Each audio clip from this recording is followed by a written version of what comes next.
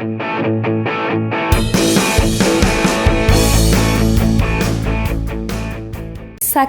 দল থেকে বাদ দেওয়ার প্রশ্ন উঠে গেল। মাঠের পারফরম্যান্স ও মাঠের বাইরের নানা সমস্যার কারণে সাকিবকে আজ একাদশ থেকে বাদ দেওয়ার প্রশ্ন উঠে গেল।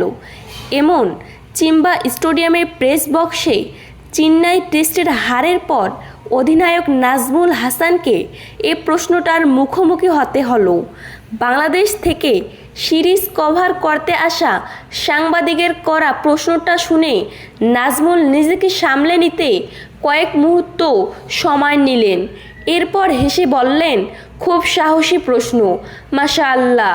তারপর খেলোয়াড় সাকিবের মাঠের বাইরে পারফরম্যান্স পাশ কাটিয়ে গেলেন কৌশলে।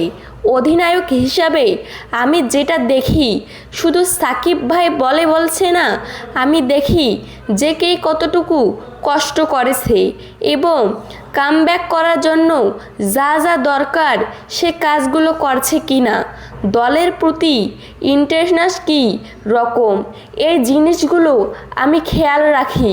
আমি চেষ্টা করি এই ক্রিকেটাররা দলকে দেওয়ার জন্য কতটুকু প্রস্তুত, শতভাগ কিনা। নাজমুল কথাটা শুধু সাকিবের প্রসঙ্গে বলেও তা পুরো দলের জন্য উল্লেখ করেছেন, সেটাও অনেক ভাবতে পারে সাকিব ভাই দেখে আমি বলছি। তবে এরকম না, নাহিদ রানা থেকে শুরু করে মুশফিক ভাই, সবার জন্য আমি একই জিনিস দেখার চেষ্টা করি। এমন নয় যে রান করছে বা রান করছে না, এর চেয়ে গুরুত্বপূর্ণ আমার মনে হয় তার প্রস্তুতি কেমন, দলের প্রতি তার চিন্তাভাবনা কেমন, দলকে ভালো কিছু দেওয়ার জন্য ওই অনুযায়ী প্রস্তুতি নিচ্ছে কিনা, এই জিনিসগুলো দেখে আমি খুশি। দলে যে 15 থেকে 16 জন ক্রিকেটাররা আছে তাদের নিয়ে আমি খুশি। এর আগে সাকিবের চোখের সমস্যা ও আজ ব্যাটিংয়ের সময় সামলাতে গিয়ে আঙ্গুলে পাওয়া ব্যথা নিয়ে প্রশ্ন হয়েছে, যে প্রশ্নেও নাজমুল ব্যক্তি থেকে সরিয়ে আলোচনাটা নিয়ে গেলেন পুরো দলের সামগ্রিক পারফরমেন্স দিকে।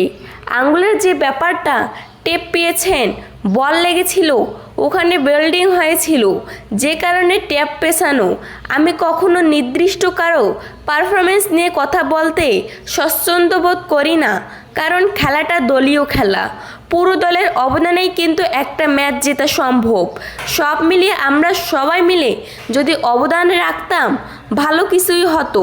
তো আলাদা করতে ব্যক্তিগত কাউকে নিয়ে আমি চিন্তা নই।